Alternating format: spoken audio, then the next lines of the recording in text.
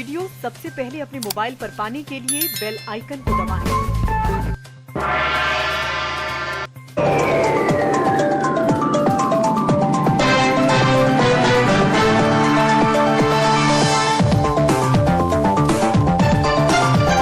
नमस्कार, मैं हूं अनिल वर्मा शेखर।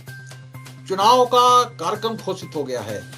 महाभारत का जो संग्राम होना है उसकी दुंदुभी बज गई है और इसके साथ ही जो चुनाव की तैयारियां पिछले 1 साल से 1.5 साल से चल रही थी वो भी लगभग बिल्कुल तैयारी मोड में आ गई है, बिल्कुल लास्ट फेज में है, क्योंकि जो प्रथम चरण का मतदान है वो नजदीक है और जल्द ही उम्मीदवारों की घोषणा भी होने वाली है। तो आज के इस महाभारत में जब चुनाव का कार्यक्रम घोषित हुआ है, भारतीय जनता पार्टी से विकास पांडे हैं, भाजपा के नगर अध्यक्ष अमित पाठक हैं, पार्टी के सांस्कृतिक जिला संयोजक हैं, और हिना द्विवेदी महिला मोर्चा की महामंत्री हैं, कांग्रेस से विवेक नारायण मिश्रा जी हैं, प्रदेश कांग्रेस कमेटी के सदस्य अरुण त्रिपाठी हैं, अधिवक्ता कांग्रेस के अध्यक्ष हैं जिले के, समाजवादी पार्टी से अनिल मिश्रा जी हैं, और राधेश्याम, और सुभाषपा से सुशील साठ। ये पैनल है आज का। आज कुछ चीजें खास हुई हैं जब चुनाव कार्यक्रम घोषित हुआ है। फर्रुखाबाद के अपने दर्शकों को हम बता दें कि यहाँ फर्रुखाबाद में और कन्नौज में जो मतदान होना है वो 20 फरवरी को होगा। तीसरे फेज में रखा गया है फर्रुखाबाद को, और 25 जनवरी को अधिसूचना जारी करेंगे जिला अधिकारी। 25 तारीख से नामांकन शुरू होंगे, 1 फरवरी तक नामांकन किए जा सकेंगे, 2 फरवरी को नामांकन पत्रों की जांच होगी, 4 तारीख को नामांकन वापस लिए जा सकेंगे, और जो कार्यक्रम है उसके हिसाब से 20 फरवरी को मतदान होगा और 10 मार्च को मतगणना होगी। जो जनादेश है वो 10 मार्च को प्राप्त हो जाएगा।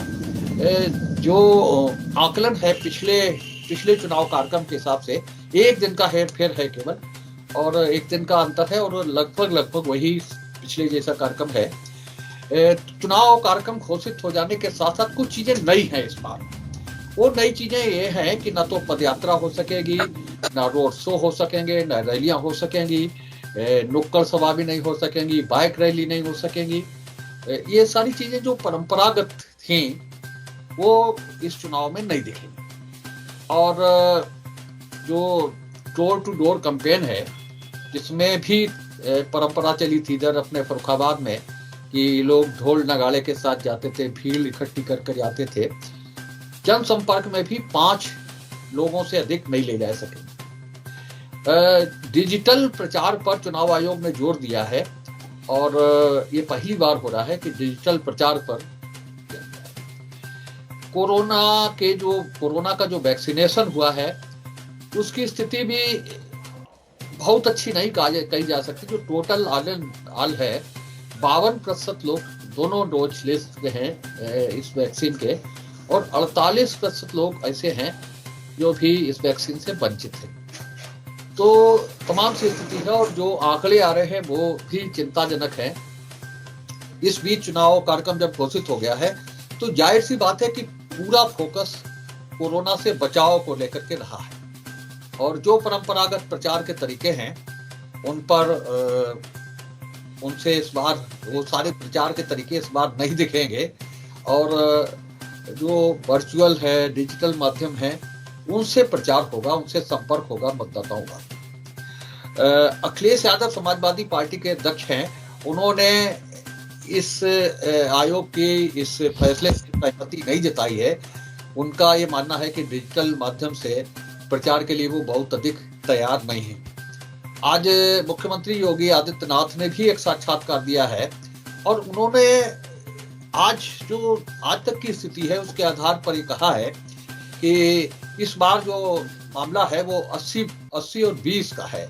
80 में भारतीय जनता पार्टी है, 20 में सारे लोग हैं। ये जो मुख्यमंत्री का जो बड़ा साक्षात्कार है उसमें ये चीज रेखांकित हुई है। और तो आज से जब चुनाव कार्यक्रम घोषित हुआ है, आचार संहिता भी आज से लागू हो गई है, और तमाम सी चीजें हैं। प्रधानमंत्री लगभग आधा दर्जन बार उत्तर प्रदेश के दौरे पर आए, लगभग 150 करोड़ रुपए की योजनाओं का उन्होंने यहाँ पर शिलान्यास और लोकार्पण किया, तो ये सारी चीजें बंद हो जाएंगी आज से। शहरों में भी आप लोग जहाँ हैं, हमारे दर्शक जहाँ हैं, वहाँ आप देख ही रहे होंगे कि जो होर्डिंग्स लगे थे उन्हें जैसे ही घोषित हुआ कार्यक्रम आचार संहिता, वैसे ही होर्डिंग्स उतारने का काम शुरू हो गया। तो अब वो जो प्रचार अभी तक दिख रहा था दीवारों पर, बिजली के खंभों पर, टेलीफोन के खंभों पर, वो भी नहीं दिखेगा। तो इन्हीं सारी चीजों पर आज हम चर्चा करेंगे और चर्चा के यही सारे बिंदु होंगे कि जो डिजिटल प्रचार है उससे अखिलेश यादव ने सहमति जताई है, वो इसके लिए बहुत अधिक तैयार नहीं है। और चुनौती इतनी बड़ी है कि मुख्यमंत्री कह रहे हैं कि 80 में हम हैं और 20 में सब हैं। तो आज से बिग बुलेटिन को महाभारत कहा जाएगा। महाभारत की तर्ज पर आज से हम लोग इस बहस के इस मंच पर बैठेंगे और इस मंच से जो विचारों की रस्साकसी है वो और तेज करेंगे और अपने दर्शकों तक अपने विचार पहुंचाएंगे। तो आज की इस बहस की शुरुआत अनिल मिश्रा जी से कर रहे हैं। अनिल मिश्रा जी समाजवादी पार्टी के नेता हैं। डिजिटल माध्यम से प्रचार के लिए किसका फायदा नुकसान होगा? आपको अखिलेश यादव बार बार ये हर सभा में कहते रहे हैं कि मुख्यमंत्री लैपटॉप चलाना नहीं जानते हैं, इसलिए लैपटॉप नहीं बांट रहे हैं। अब जब डिजिटल माध्यम से प्रचार करने की बात चुनाव आयोग कर रहा है, तो फिर अखिलेश यादव को आपत्ति क्यों हो रही है? शेखर जी, है कहा गया तो किसी ने खंडन भी नहीं किया। बाबा जो है वो लैपटॉप चला लेते कि नहीं चला लेते, लेकिन हाँ एक बात जरूर है, जिस तरीके से पिछले वक्त में केवल जो है वो डिजिटल प्रचार ही किया गया है, कई आईडी बना करके कई बातें करके, उसमें जो है एक सेना तो रखी है और एक जो है वो हिटलर का एक जो है वो जनरल था गोबल, जो प्रोपेगेंडा मिनिस्टर, कथित प्रोपेगेंडा मिनिस्टर था।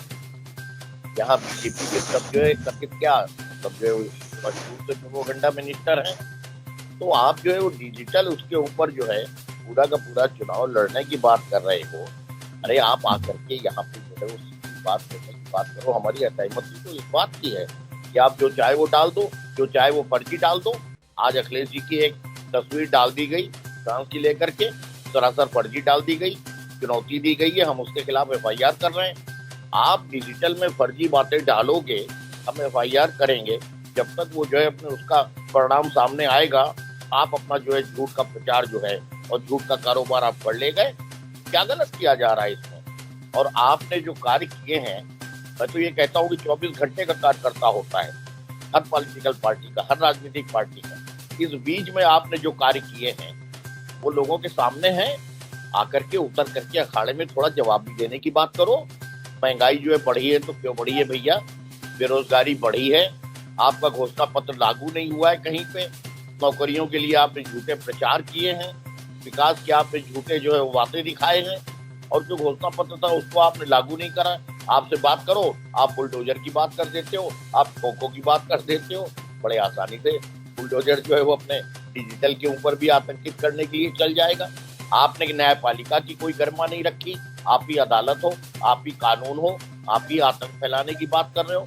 एक तरफ आप कहते हो कि हमने जो है नौकरियां दी और हमने जो है रोजगार दिए, और दूसरी तरफ क्या होता है? शिक्षा मित्रों की बात ले लो, BPED की बात ले लो, BED की बात ले लो, UPSI की उसकी बात ले लो। जहां जहां है वहां आपने जो है वो कितने बेरोजगार घूम रहे हैं, विधानसभा के सामने जो है प्रदर्शन करते घूम रहे हैं। कोई एक चीज हो जो आपके सामने आ जाए। इसलिए हम आपसे साफ कह रहे हैं कि जनता, और मेरा एक कहना है यहाँ पे बड़ी जिम्मेदारी के साथ, जिसको आप देखिएगा चुनाव के फैसले जब आएंगे, ये चुनाव जनता स्वयं लड़ रही है। इन सब चीजों को देख करके और भांप करके और आपके डिजिटल और वर्चुअल इनको सबको समझ करके जो अन्याय अत्याचार हुए हैं उससे त्रस्त होकर के किसी नौजवान की कुंठा पीड़ा देख लेते, किसान की पीड़ा देख लेते, तो जनता तो स्वयं एक आंदोलन है इस वक्त के ऊपर जो चुनाव लड़ने की बात कर रही है, और रिजल्ट आपके सामने आ जाएगा। विवेक जी, जो चुनाव की देखिए धुम भी बच चुकी है, और जिस तरीके से मुख्यमंत्री जी ने कहा है ये 80 और 20 की लड़ाई है तो ये 80 और 20 का कहना भी ये भी बहुअर्थी है, इसको भी आप समझिए। ये भी 80 और 20 जो है ये भी इसका भी एक अलग एंगल से ये बात कही जा रही है। 80 में हम और 20 में सब। ये तो ये बात बिल्कुल तय हो चुकी है कि भाजपा हर मोर्चे पे खेल रही है, चाहे वो महंगाई हो, चाहे बेरोजगारी हो, चाहे किसानों के लेके हो, या युवाओं के लेके हो, या भर्ती को लेके हो। ये भर्ती तो दूर रही, पेपर नहीं करा पाए, सारे पेपर लीक हुए इनके कार्यकाल में। तो हर मोर्चे पे ये खेल रहे। अब केवल इनके पास यही बचा है 80-20 वाला। अब 80-20 के सहारे ये बैठे पार करना चाहते हैं ये, और मुद्दों से ध्यान हटाने का ये नया इन्होंने फार्मूला, इसी पे ये काम करते हैं। इनके पास और कोई विजन तो है नहीं, ये केवल इसी पे होमवर्क करते हैं कि किस तरीके से जुमलेबाजी हो, किस तरीके से ये बहुअर्थी बातें हो। ये उसी पे ये आज भी जो 80-20 की बात है, ये 80 और 20 की बात बहुत कई अर्थ इसके हैं ये, और इसका सिर्फ एक ही बात है कि हम मुद्दों से ध्यान हटा के और सत्ता पाने की बात, इसके अलावा इसका और कुछ नहीं है। आज आप देखिए कि भर्ती शिक्षकों ने अलग ऐलान कर दिया है कि जब तक हमें नौकरी नहीं तब तक हम वोट नहीं। शिक्षा मित्रों का आप देख लीजिए, किसानों का आप देख लीजिए, किसानों की आय बढ़नी दूर रही, उनकी और आमदनी कम हो गई।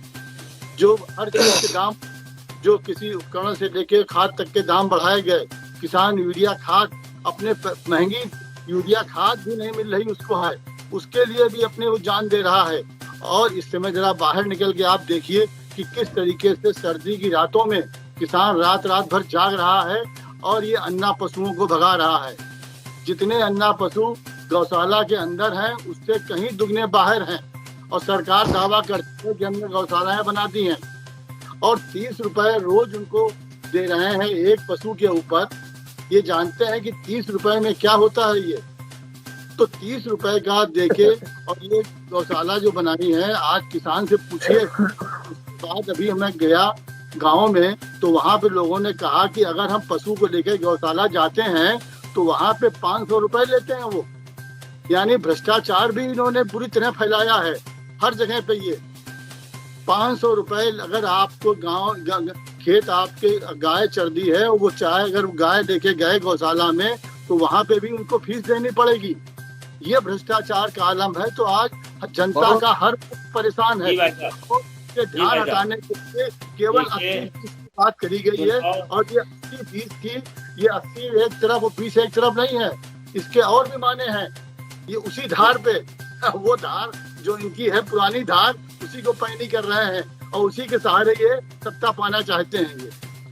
ये देखिए भाई साहब, देखिए चुनाव की परिस्थितियां साहब इस समय बहुत भयावह है। कोविड का पूरा प्रकोप है, ये हम सब अच्छी तरीके से जानते हैं। जहाँ तक रहा डिजिटल, तो देखिए डिजिटल चुनाव जो वर्चुअल है डिजिटल, आप ये देखिए कि साहब जिन्हें ऑथेंटिक होने चाहिए, बिल्कुल सही है, क्योंकि बहुत बड़ी त्रासदी हमारा देश और पूरा विश्व उठा चुका है कोविड काल में।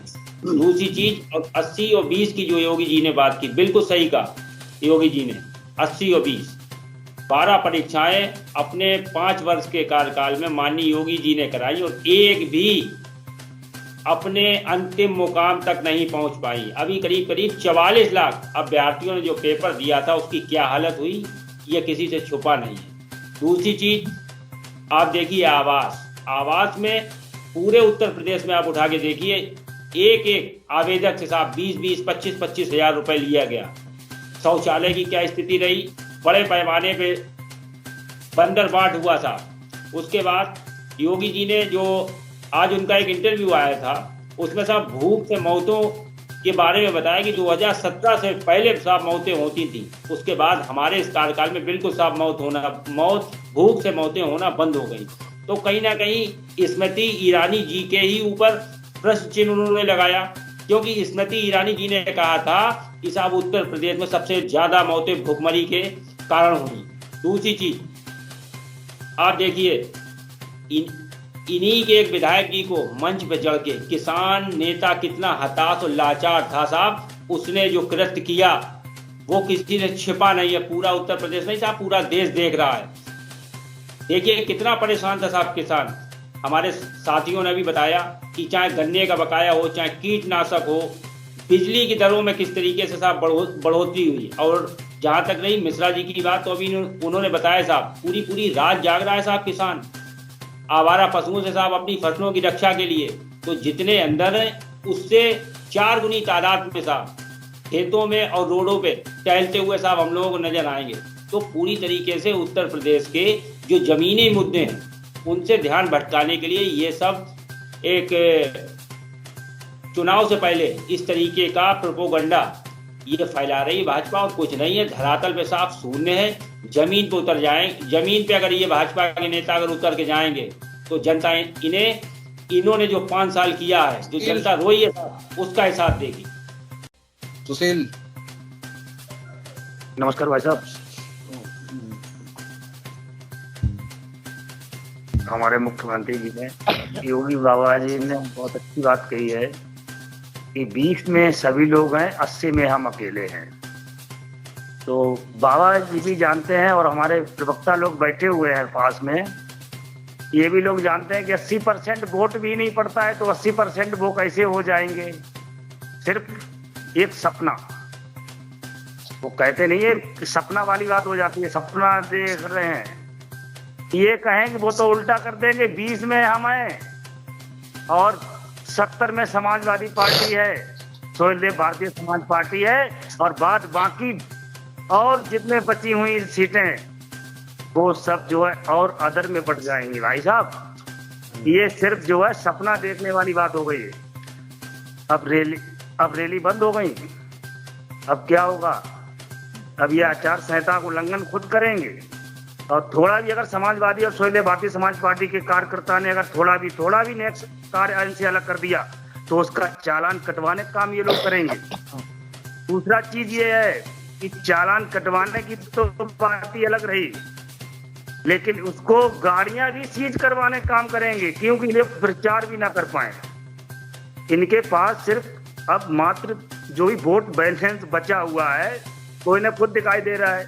अब प्रचार कैसा करेंगे? ये कहेंगे भाई साहब कि हम 80% जीत रहे हैं, और ये नहीं कह रहे हैं कि हम मात्र समाजवादी पार्टी और 16 भारतीय समाज पार्टी मिलकर सरकार बनाने जा रही है। तो ये बात ये नहीं कहना चाह रहे हैं, ये कहेंगे आने वाले 2022 के थोड़ा दिन बचे हुए हैं चुनाव के भाई साहब, और खुद पता लग जाएगा। राधे श्याम,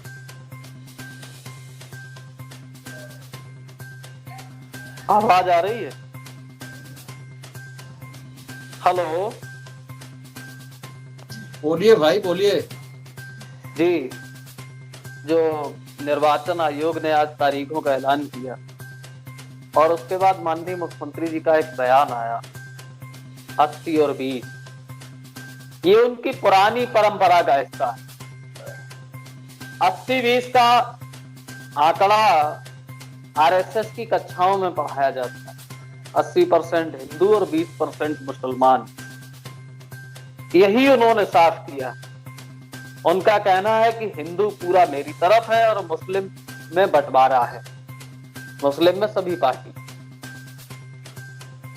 हमें ये नहीं समझ में आ रहा, अखिलेश यादव हिंदू नहीं है, मायावती हिंदू नहीं है, राधे श्याम हिंदू नहीं है, अनिल मिश्रा जी हिंदू नहीं है, विवेक नारायण मिश्रा जी हिंदू नहीं है, और जो तमाम लोग राजनीति कर रहे हैं क्या वो हिंदू नहीं? फिर वो 80 कैसे कर सकते हैं अपने आप?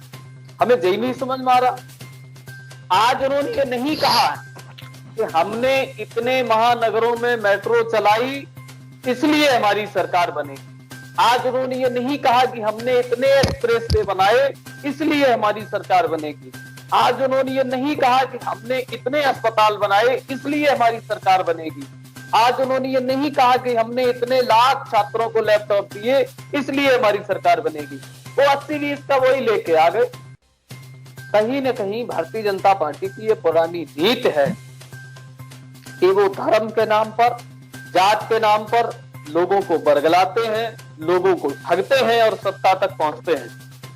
और उसके बाद कहीं न कहीं इस देश के लिए वो घातक बनते हैं, समाज के लिए वो घातक बनते हैं। आप देखिए नीतियां इनकी, उन्होंने कहा बदलाव और विकास की राजनीति हुई है। कौन सा बदलाव हुआ?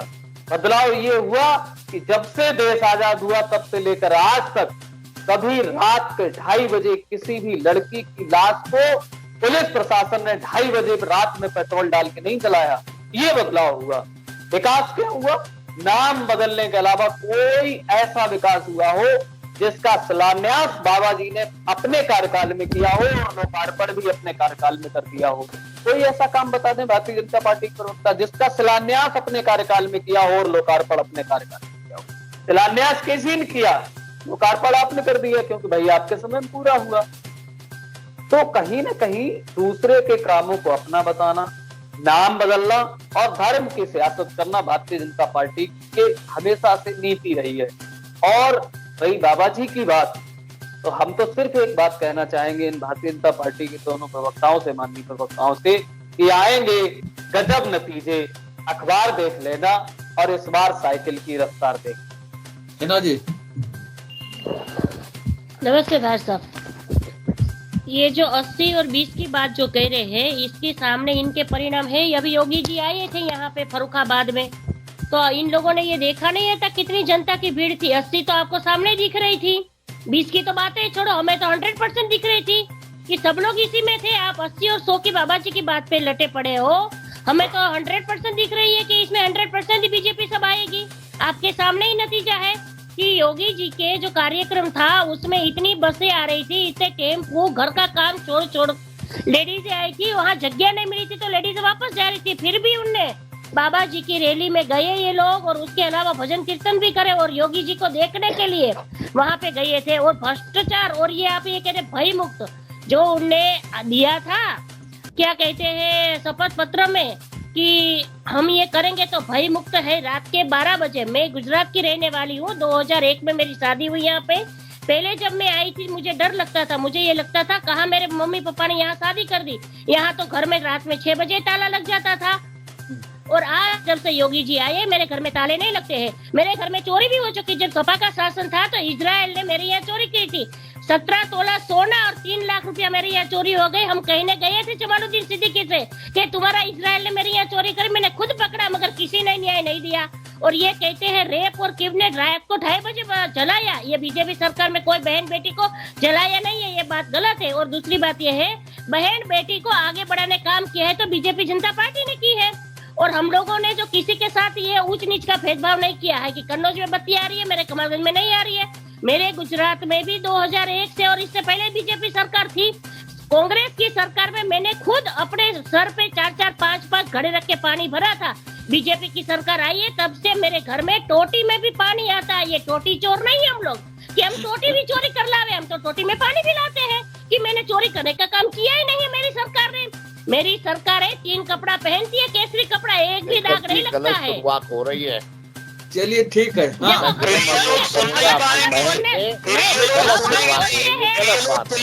बोलते हैं तो आपको हाँ क्यों? भाई साहब ये गलत बात हो रही है, इसके टोक नहीं फिर ये लोग चिल्लाएंगे। चलिए हाँ क्यों? बोलिए। जब बीजेपी बोलते हैं अभी आपने गाय की बात करी, अभी आपने उसकी बात करी तो हम लोग सुनते रहे। विषय पे बात करिए, वरना टोटी का टोटा सिखाइए करेंगे नहीं हम बोलिए।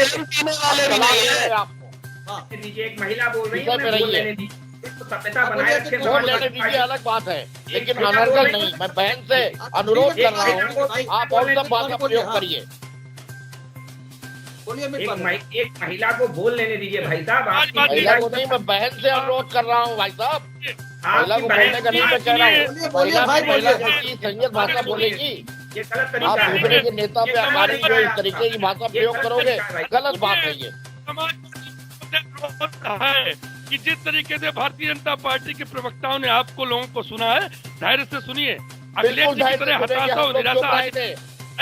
हम लोगों ने असंयत भाषा नहीं प्रयोग की। शेखर जी आप जरा कंट्रोल करें इस ये स्थिति गलत भाषा नहीं है। आगे चल दीजिए। हाँ। खोल गए चलिए आप विषय के ऊपर आइए। अरे हमें मत याद दिलाइए और ना आपकी हैसियत याद दिलाने की, जनता याद दिलाएगी। आप मत दिलाइए, आप मत दिलाइए। यही क्या काम है कि डिबेट पे हम लोग वार्तालाप कर रहे हैं, वरना आप बात ही नहीं करना चाहते। गलत बात है, इस पे नहीं सुनेंगे अनिल जी। अगर बोलते रहेंगे तो हम भी बोलते रहेंगे। क्या तरीका है साहब? हमने आपके नेता पे अभी आरोप नहीं लगाया, हम विषय पे रहेंगे। आप विषय पे रहिए भाई। आपकी हम इतना छोटा नहीं गिरते। संज्ञान ले ली गई, आपकी बात संज्ञान ले ली, आगे बढ़िए। 80-20 का मामला सुनिए, आदरणीय योगी जी ने 80-20 का मामला क्यों कहा? इसीलिए कहा जिस तरीके से समाजवादी पार्टी के लोग हताशा और निराशा में चले जाते हैं, सच्चाई सुनना पसंद नहीं करते हैं। उत्तर प्रदेश का अगर बात चल रही है, सुनिए मिश्रा जी, आप अरे आप विषय में रहिए जी। आप क्या गाइड करते हैं कि हम सुने? हम आपकी हर अनर्गल बात नहीं सुनेंगे। सत्ता में सिर्फ मानवर ये नहीं चलेगा। सरकार में हो, सत्ता में हो, दमन कर सकते हो, अन्याय कर सकते हो, लेकिन आवाज नहीं दबा सकते। जब आपकी सरकार थी तो वो खुद ही कर रहे थे। जब आपकी सत्ता थी तो मेरे यहाँ कमलगंज ने खुद चोरी अरे नहीं सुन की। लीजिए भाई, टाइम खत्म हो रहा है। हाँ बोलिए। आप लोगों को आने की क्षमता नहीं तो मत आइए। विकास सुनने को आप नहीं होते तय करने वाले, हमें जहाँ मर्जी हम जाएंगे। आप कुछ नहीं होते तय करने वाले की सुनने की क्षमता नहीं। ये सलाह न दें अनिल जी। 80-20 का आंकड़ा इस उत्तर इस तरीके से नहीं बहस में बात होगी। अगर ये आप लोग नहीं चाहते हो तो फिर नहीं आते।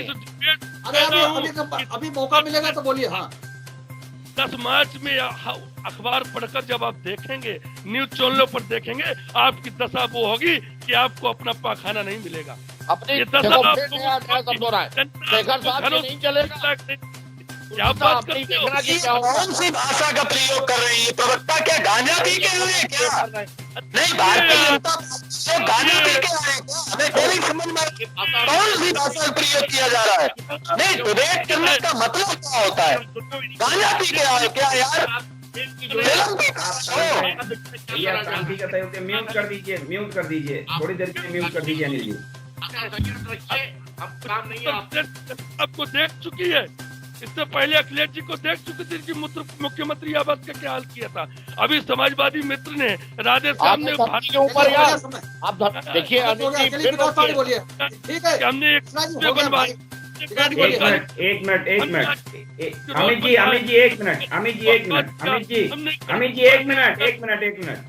भैया चुनाव आ गया है, भाषा को संयमित रखिए और अच्छी तरह से बोलिए। हाँ सबसे बड़ी चीज पहले तो आप समझिए, मैं धन्यवाद देना चाहता हूं समाजवादी पार्टी के राष्ट्रीय अध्यक्ष जी को। कारण कि आज का मैंने उनका इंटरव्यू सुना। कहते हैं कि जब आदमी का अंत समय आता है तो वो झूठ बोलना पसंद नहीं करता, वो सच बोलता है। तो मुझे लगता है समाजवादी पार्टी अपने उसी परिणाम की तरफ जा रही है। और आज आदरणीय राष्ट्रीय अध्यक्ष समाजवादी पार्टी के अखिलेश यादव जी ने स्वीकार किया है कि भारतीय जनता पार्टी के लोग, कार्यकर्ता उनसे ज्यादा काबिल हैं, उनसे ज्यादा समझदार हैं। उन्होंने आज ये स्वीकार किया है अखिलेश यादव जी ने। तो मुझे लगता है कि उनका अंत समय है और मैं इस बात से इत्तेफाक। अमित आप मत बोलो, मेरा एक अनुरोध है एडिटर महोदय, पहले तो ये तय कर दिया जाए कि भारतीय जनता पार्टी को क्या बोलना है। ये कौन तय करेगा? ये हम तय करेंगे या डिबेट में बैठे अन्य लोग तय करेंगे?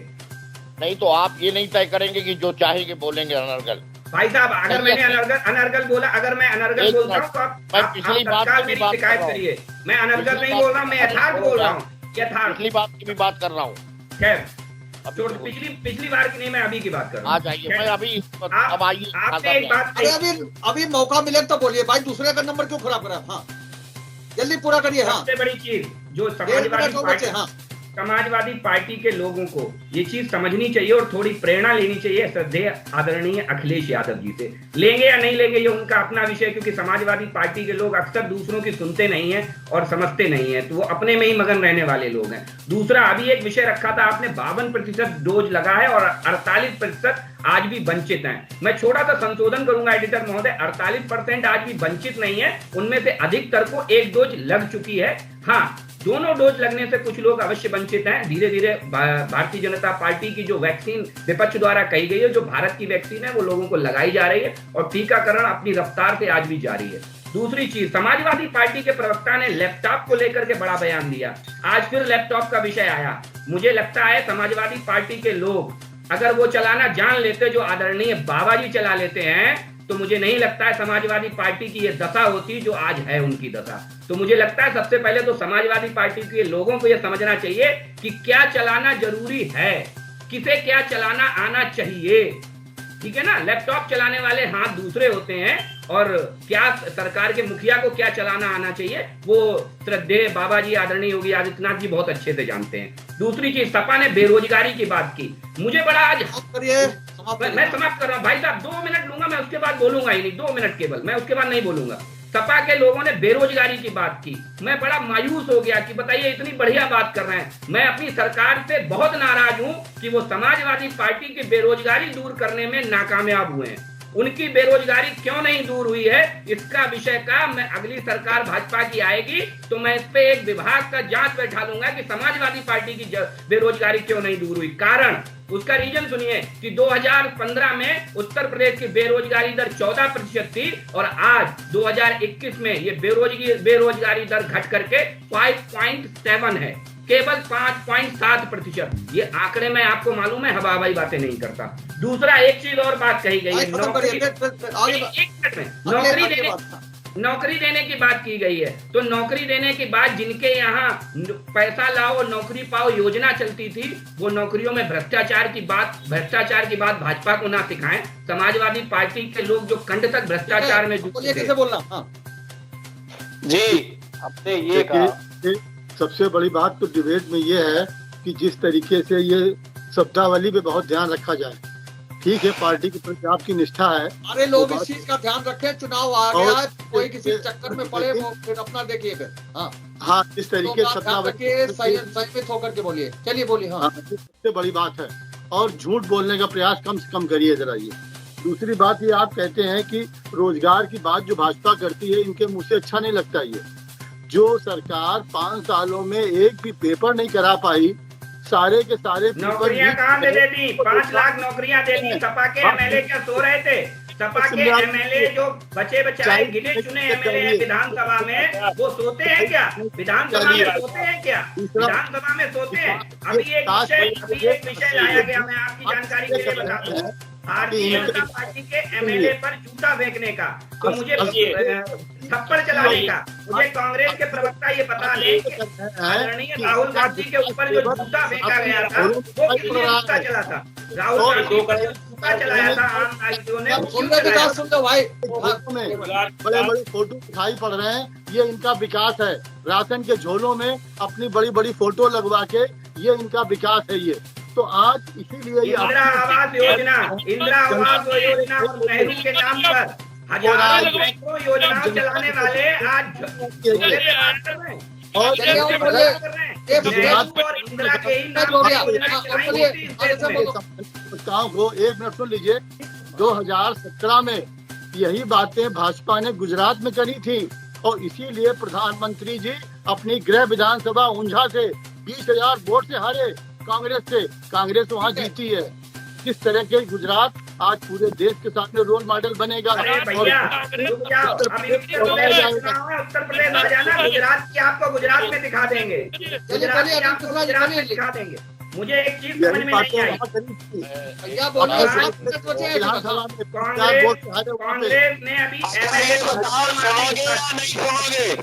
कांग्रेस ने अभी मारने की बात की।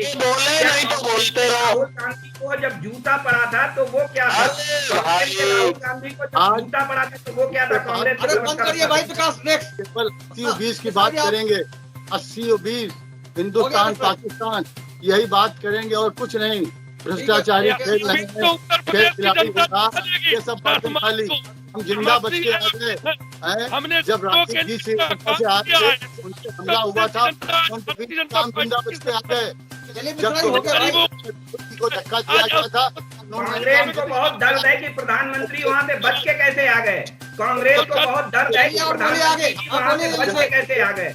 ये गलत बात है, कांग्रेस को दर्द है इस बात का कि प्रधानमंत्री जी बच के कैसे जिंदा आ गए, प्रधानमंत्री जी बच के कैसे आ गए। ये बड़ा दर्द है कांग्रेस को। हाँ ठीक है, बोल आगे बढ़िए। हाँ, केवल 2 बातें कह देता हूँ। मुझे भी चाहिए फिर। अरे सुनो भाई, अब पहले आप ही ले लो समय। नहीं आप बोलिए।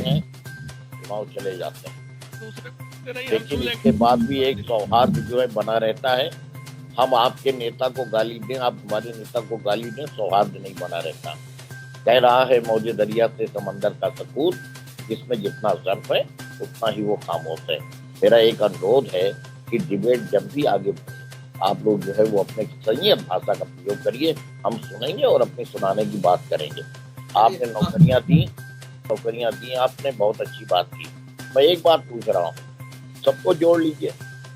आप जो है अनुदेशकों का जो है अपने जोड़ लीजिए, शिक्षा मित्रों को जोड़ लीजिए, 1,72,000 है। आप एक सिरे से जोड़ लीजिए, इतने पेपर लीक हुए ये जोड़ लीजिए, तो उसके बाद में दावा जो है काफी रह जाता है। और हमारे आपके बीच में चिल्ला लेने से दावा नहीं कर वो होता है, मजबूत दावा जो है पब्लिक स्वयं देख रही है। हाँ, एक चीज शुरुआत हो गई है कि हमने ये समझ लिया है कि आने वाले वक्त में चुनाव में आपका अपना जो है वो व्यवहार किस तरीके का होगा, वो वही होगा जो पिछला इतिहास है। बस उससे ज्यादा मैं और कुछ नहीं कह रहा हूँ। लेकिन नेता को ना हम आपके कुछ कहें, ना आप हमारे नेता को कहिए, मुद्दे पर रहिए। फिर आ गए यार, फिर आ गए उसी बात पे। एक अनुरोध किया है भाई मेरे, अगर तुम्हारे नहीं समझ में आता है, लड़कपन देते हो तो खत्म करो बहस को। एक अनुरोध किया है यार, तुम लोग जो है ज्यादा बड़े नेता हो गए हो सब।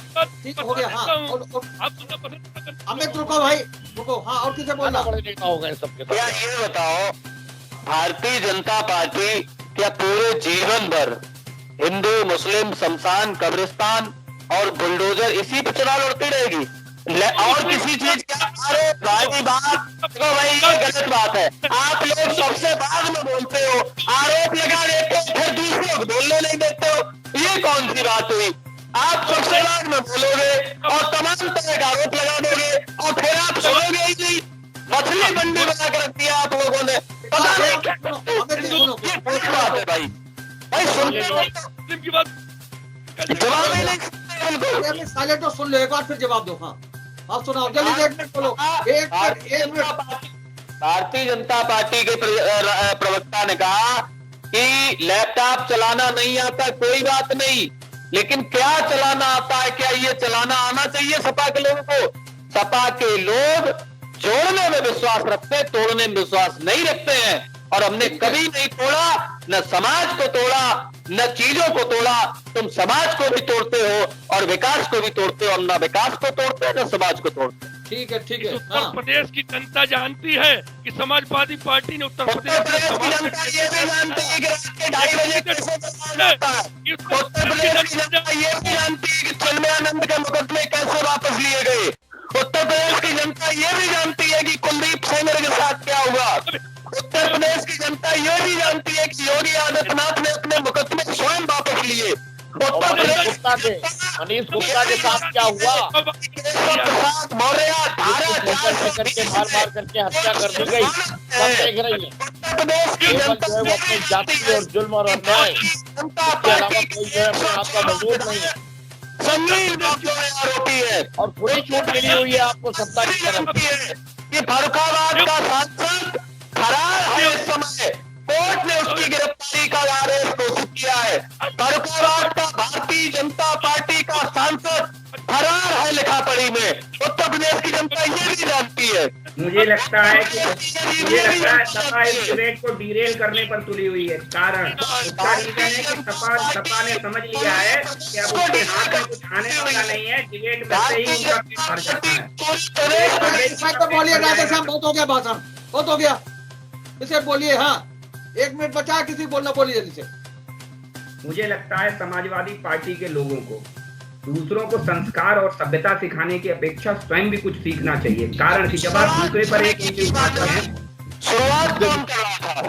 फिर आ गए शिक्षक। बात करिए यहाँ पे भाषण शिक्षक ज्यादा है, यहाँ पे राजनीतिक बहस वाले कम है। नहीं, राजनीतिक देश और विज्ञान की बात नहीं यहाँ पे। बात है हमें ये मौके अच्छे नहीं होते। चलिए मैं एक सलाह दे रहा हूँ, बड़ी बहुत दूर तक जाना है, बहुत लंबे जाओगे। तुम दोनों को व्यक्तिगत तौर के ऊपर मैं कहता हूँ कि पसंद करता हूँ, लेकिन इन आदतों से नहीं जाओगे। गाली दी क्या? ये उत्तर प्रदेश की विकास की बात थी। ये उत्तर प्रदेश का वो मुख्यमंत्री का कौन सा विकास? 2.5 बजे लाश जलाई गई, वो विकास था? शिक्षा मित्र महिलाओं ने अपने से मरवाए, विकास था? महिलाओं की साड़ियां खींची गई, ये विकास था? प्रत्याशियों को मार पीट के बाहर निकाल दिया गया, यही विकास है? कौन सी भाषा में इसे विकास कहते हो? निर्दोष विवेक तिवारी की हत्या हुई, ये विकास है? ऐसे निर्दोष एनकाउंटर हुए जिनके ऊपर एक मुकदमा नहीं था, उसे विकास कहते हो? क्या वही ठोको नहीं था आपको? पेंशन। चलिए, चुनाव का कार्यक्रम घोषित हो गया है और चुनाव की गतिविधियां आगे बढ़ेंगी। हम लोग पिछले 6 महीने से चुनाव पर विभिन्न विषयों पर बहस करते रहे हैं और आज से एक नया रण संग्राम जो होना है उसके लिए पूरी तरह से जो बिगुल है वो फूंक चुका है और आगे ये चुनाव का जो महाभारत है और जो है भयंकर होने वाला, भीषण होने वाला है महासंग्राम। इसी पर चर्चा हम लोग जारी रखेंगे, मिलते रहेंगे, बहस करते रहेंगे। आप सबसे निवेदन है कि जैसा कि सारे लोगों की अपेक्षा है कि भाषा को संयमित रखिए, अच्छे शब्द बोलिए और पूरी तरीके से नीतियों पर, कार्यक्रमों पर बहस करिए। जो विषय है विषय पर रहिए, ये निवेदन करते हुए आज आप सबसे विदा लेता हूँ। आज की बहस में भाग लेने के लिए विवेक नारायण जी का, अनिल मिश्रा जी का, वरुण का, राधेश्याम का, सुशील का, हिना जी का, विकास का और अमित का बहुत बहुत धन्यवाद। हम फिर मिलते हैं नई बहस को लेकर, एक नए विषय को लेकर। तब तक के लिए इजाजत दीजिए। शुभ रात्रि। शुभ रात्रि, प्रणाम। नेता की बोली हो या घर पहुंची चुनाव की टोली, नारों के दौर में असल मुद्दे खोते जा रहे हैं, लेकिन हम ऐसा नहीं होने देंगे। बयानवीर नेता की पहेली या दल बल्लू नेता की चंद। चुनावी खबरों में हम अंदर तक जाएंगे, हम खबरों में से खबरें निकालेंगे। चुनावी दफ्तरों की चहल पहल या नेता नगरी की कोई। हर घटना खबर नहीं होती, हर भाषण खबर नहीं होता। खबर वो है जो बदलाव लाए। नेताओं के कामकाज का रोजनामचा या गली मोहल्ले से उठ रही आवाज। नारों के शोर में असल मुद्दे होते जा रहे हैं, हम ऐसा नहीं होने देंगे। हम मुद्दे उठाते रहेंगे, नेताओं को जगाते रहेंगे। चुनावी खबरों में हम अंदर तक जाएंगे, हम खबरों में से खबरें निकाल कर लाएंगे।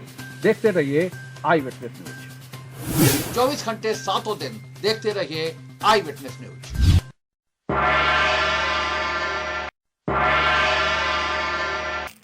उम्मीद है आपको हमारी एक खबर पसंद आई होगी। आप इसे लाइक करिए, अपने दोस्तों के साथ शेयर करिए और उस पर कमेंट करिए। अगर आप पहली बार हमारे चैनल से जुड़े हैं तो चैनल को सब्सक्राइब करना मत भूलिए, यही निवेदन आपसे।